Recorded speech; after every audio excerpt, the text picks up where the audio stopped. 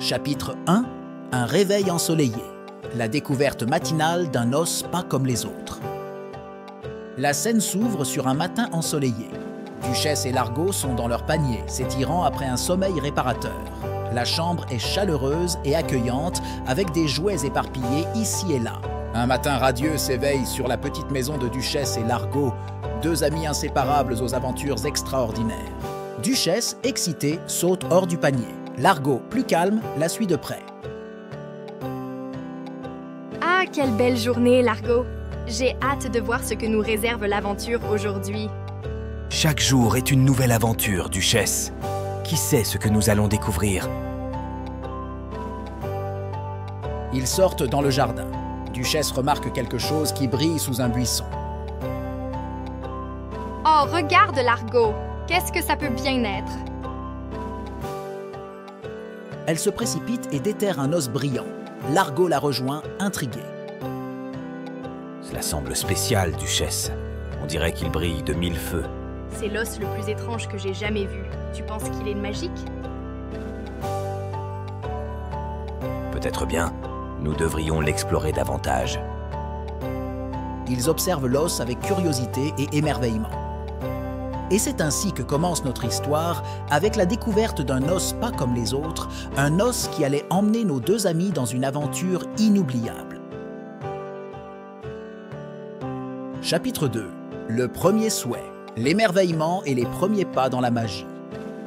Après la découverte de l'os magique, Duchesse et Largo sont maintenant dans leur jardin, un espace vert et fleuri avec l'os posé devant eux. Curieux et intrigués par leur trouvaille, nos amis se demandaient ce que cet os brillant pouvait bien faire. Largo, penses-tu que cet os peut exaucer des vœux? On devrait essayer. Cela semble possible, Duchesse. Mais rappelons-nous de faire attention. Les objets magiques peuvent être imprévisibles. Duchesse regarde l'os avec une grande curiosité, tandis que Largo l'examine de manière plus réfléchie. Duchesse hoche la tête, mais son excitation est palpable. Elle ferme les yeux et fait un vœu. Je souhaite que le jardin soit rempli de papillons colorés. L'os brille doucement. Soudain, des papillons apparaissent, remplissant le jardin de couleurs et de vie. Duchesse ouvre les yeux, émerveillée. Regarde, Largo, ça a marché. C'est incroyable. C'est remarquable, en effet. Cet os est vraiment spécial. Nous devons être très responsables avec. Les deux chiens observent les papillons, un mélange de joie et d'étonnement sur leur visage. Et c'est ainsi que Duchesse et Largo découvrirent le premier des nombreux pouvoirs de l'os magique. Chapitre 3. Conseil du sage à la recherche de sagesse pour une utilisation prudente de la magie. Après avoir expérimenté le pouvoir de l'os magique dans le jardin, Duchesse et Largo se promènent dans le village. Ils portent l'os avec eux. Le village est pittoresque, avec des rues pavées et des maisons colorées. Les villageois vaquent à leurs occupations. Duchesse et Largo, conscients du pouvoir extraordinaire de l'os, décident de chercher des conseils auprès du sage du village, Monsieur Whiskers. Ils s'approchent d'une vieille maison où vit Monsieur Whiskers, un chat sage et âgé, connu pour son savoir. Monsieur Whiskers, regardez ce que nous avons trouvé. C'est un os magique. Nous pensons qu'il peut exaucer des vœux, mais nous voulons être sûrs de l'utiliser correctement.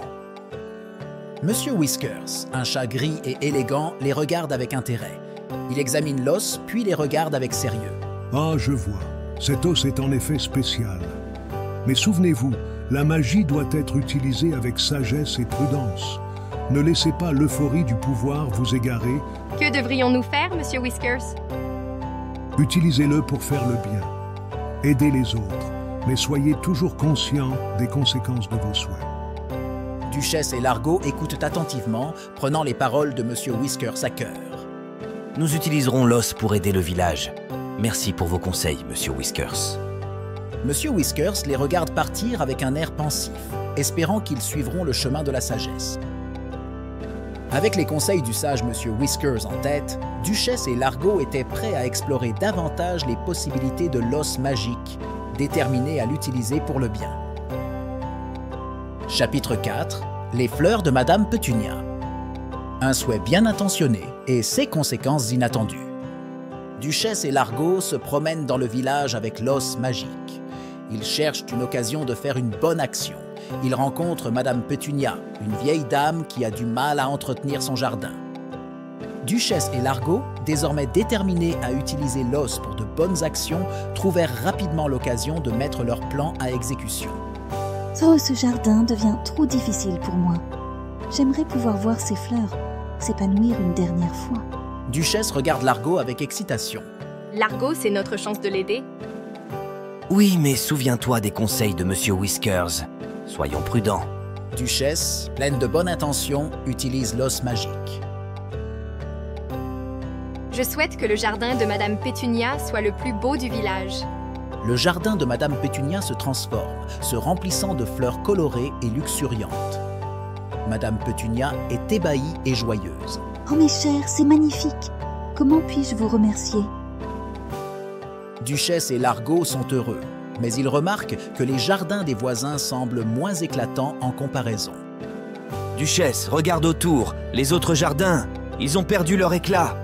Oh non, je ne voulais pas ça. Nous voulions juste aider Madame Pétunia. Alors qu'ils avaient agi avec les meilleures intentions, Duchesse et Largo réalisèrent que chaque action avait ses conséquences. Ils comprirent qu'ils devaient utiliser l'os magique avec encore plus de sagesse. Chapitre 5. Leçon d'harmonie. Apprendre l'équilibre entre aider et perturber. Duchesse et Largo, après avoir réalisé l'impact imprévu de leurs souhaits, sont déterminés à corriger leur erreur. Ils retournent voir Madame Pétunia, dont le jardin est toujours éclatant de beauté, mais ils sont également conscients de l'effet sur les jardins voisins. Conscients de leur erreur, nos deux amis cherchaient maintenant un moyen de rétablir l'équilibre sans priver Madame Pétunia de son beau jardin. Largo, nous devons faire quelque chose. Nous ne pouvons pas laisser les autres jardins comme ça. Je suis d'accord. Utilisons l'os magique à nouveau, mais cette fois, souhaitons que tous les jardins du village fleurissent. Duchesse acquiesce. Elle prend une profonde inspiration et fait le souhait. Je souhaite que tous les jardins de notre village soient aussi beaux et fleuris que celui de Madame Pétunia. L'os brille à nouveau. Peu à peu, tous les jardins du village commencent à s'épanouir, chaque jardin devenant aussi beau que celui de Madame Pétunia, mais avec des fleurs et des plantes uniques à chaque espace. Regardez mes chers, vous avez apporté de la beauté à tout le village. Duchesse et Largo sourirent, réalisant qu'ils avaient trouvé le juste équilibre. En aidant les autres, ils avaient appris une précieuse leçon sur l'harmonie et l'équité. Chapitre 6. Harmonie retrouvée. Célébration de l'équité et de la beauté partagée. La scène s'ouvre sur le centre du village en début de soirée. Les villageois se rassemblent, admirant les jardins florissants et colorés qui décorent maintenant tout le village. L'ambiance est festive et reconnaissante. Alors que le soleil commençait à se coucher, le village s'animait, célébrant la nouvelle beauté qui l'entourait, une beauté née de l'harmonie et du partage. Duchesse et Largo se promènent dans le village, observant les villageois heureux et les jardins en fleurs. Ils semblent fiers, mais restent humbles face à leur réussite. Regarde, Largo, tout le monde semble si heureux. Les jardins sont magnifiques. Oui, nous avons bien fait. Mais n'oublions pas la leçon que nous avons apprise aujourd'hui. Ils rencontrent Monsieur Whiskers qui les observe avec un sourire sage. Vous avez utilisé votre don avec sagesse, jeunes amis. Vous avez apporté de la joie non seulement à une personne, mais à tout le village. Duchesse et Largo regardent autour d'eux, voyant les villageois s'entraider dans les jardins, partageant des conseils et des sourires. Nous avons appris que le vrai pouvoir réside dans l'acte de partager et d'équilibrer. Alors que la nuit tombait, le village brillait d'un éclat spécial, non seulement à cause des fleurs, mais aussi grâce à l'esprit de communauté et de partage qui avait été renforcé. Chapitre 7.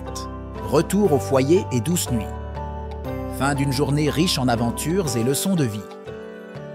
La scène commence avec Duchesse et Largo quittant le centre du village où les célébrations continuent. Ils marchent lentement vers leur maison, clairement fatigués mais satisfaits de leur journée. Après une journée remplie d'aventures et d'enseignements précieux, nos deux amis, Duchesse et Largo, rentrent chez eux, le cœur léger mais les pattes fatiguées. Ils arrivent à leur maison. La pièce est baignée d'une lumière douce et accueillante. Ils s'approchent de leur panier qui semble plus invitant que jamais. Quelle journée incroyable, Largo! Nous avons fait tant de belles choses. Oui, nous avons beaucoup appris.